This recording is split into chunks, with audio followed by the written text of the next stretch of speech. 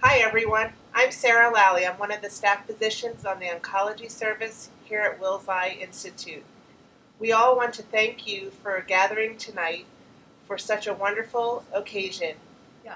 We'd like to thank Joe specifically for having the event which supports eye cancer research. Um, his event over the years has supported the Eye Cancer Research Foundation. This foundation supports many research projects in ocular oncology. There are many cancers that can affect the eye, from kids to adults. And maybe, Dr. Say, can you tell us maybe some of the cancers that we see in children that the Eye Cancer Research Foundation supports? So the most common eye cancer in children is retinoblastoma, and people detect it early when they see a white pupil in kids. And we have good treatments for retinoblastoma now, and almost all the kids who get this cancer survive. And it's all because of the research that's been done here and from support from ETRF. Yeah. So, I mean, how do we treat cancers in babies? Like, how do we see into the eye? How do we get our treatment into the eye? What do we do? So we basically look into the eye with a magnifying lens, and we can detect tumor. We can assess tumor recurrence or tumor regression. We basically treat it with chemotherapy, various forms, systemic chemotherapy, chemotherapy delivered directly into the eye through a very small catheter, and also chemotherapy delivered into the eye by a small needle injection. Yeah. So most of these cancers in babies are about like the size of a pea or a lima bean, but each of them can make little tiny seeds. These seeds are like, you can't even see them with the naked eye. We need magnifying lenses to see them. So it's a very intense work to manage these kids. But as Emil says, kids with retinoblastoma do very well and have a very high salvage rate. Most of them have their lives saved, and a lot of this is thanks to your support of research. Maybe I'll ask Dr. Lally, what are the most common cancers in the eye that we see in adults? The most common cancers that we see here are choroidal melanoma inside the eye, followed by metastasis. You may have never heard of that before. Melanoma you typically think of on the skin, but 5% of the time it can happen in the eye. With metastasis, it can start in the breast or lung most commonly and then spread to the eye. Patients every week come here looking for treatment for these diseases. There have been a lot of great advances over the years in treatment of these. Most commonly, we put a small radioactive disc on the eye.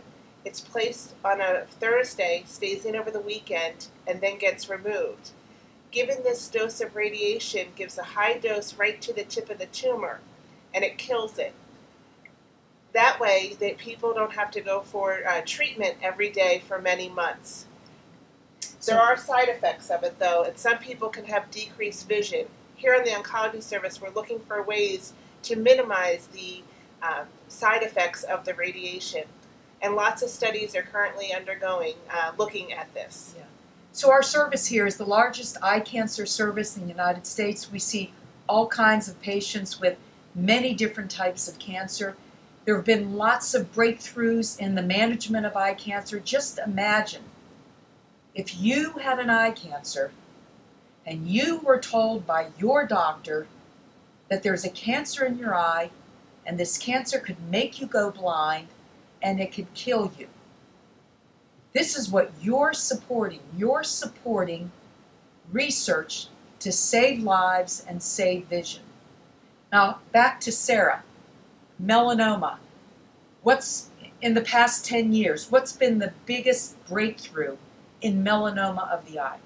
So I'd say early detection is key in melanoma because it can spread to elsewhere in the body.